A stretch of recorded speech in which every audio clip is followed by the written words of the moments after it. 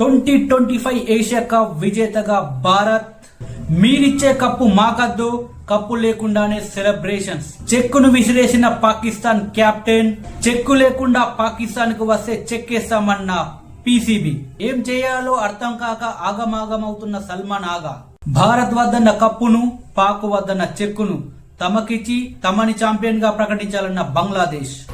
ఏం మాట్లాడుతున్నావురా, నరాలు కట్ అయిపోయింది. అందరికి నమస్కారం.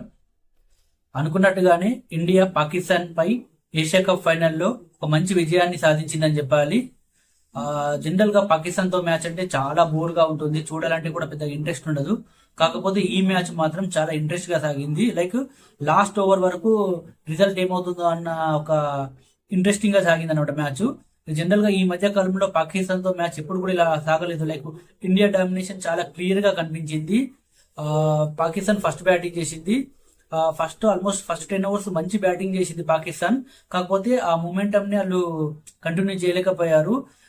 ఒక స్పిన్నర్ వేస్తున్నప్పుడు, లైక్ అందులోనూ కుల్దీప్ లాంటి ఒక బౌలర్ వేస్తున్నప్పుడు కొంచెం ఆచి చూసి ఆడాలి.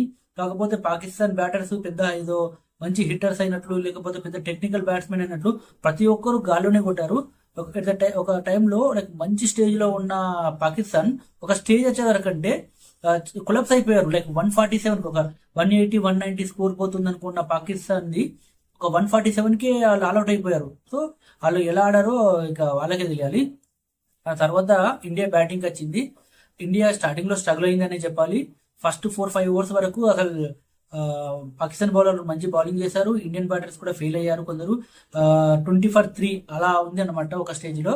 కాకపోతే ఈ మ్యాచ్ లో తిలక్ వర్మ అద్భుతంగా బ్యాటింగ్ చేశాడు. అండ్ తిలక్ వర్మకు సంజు శాంసన్ అండ్ మన శివం దుబే మంచి సపోర్ట్ ఇచ్చారని చెప్పాలి. అయితే తిలక్ వర్మ ఈ మ్యాచ్ లోనే కాదు, ఈ సిరీస్ మొత్తం నేను గమనిస్తున్నా చాలా మెచ్యూర్డ్ బ్యాటింగ్ చేస్తున్నారు. ఏ టైంలో హిట్టింగ్ చేయాలో, ఏ బాల్ ని హిట్టింగ్ చేయాలో ఆ బాల్ ని మాత్రం హిట్టింగ్ చేస్తున్నాడు తప్ప మిగతా బాల్ ని పెద్దగా డాట్ అయినా సరే వదిలేస్తున్నాడు అనమాట. సో చాలా మెచ్యూర్డ్ గా ఆడాడు. సో తిలక్ వర్మ ఇన్నింగ్స్ వల్ల ఇండియా ఒక మంచి విజయాన్ని సాధించని చెప్పాలి.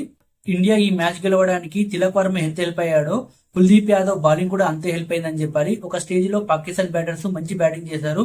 అలాంటి టైంలో కుల్దీప్ యాదవ్ వరుసగా వికెట్లు తీసి స్కోర్ ని లో స్కోర్ గా రిస్ట్రిక్ట్ చేయగలిగాడు.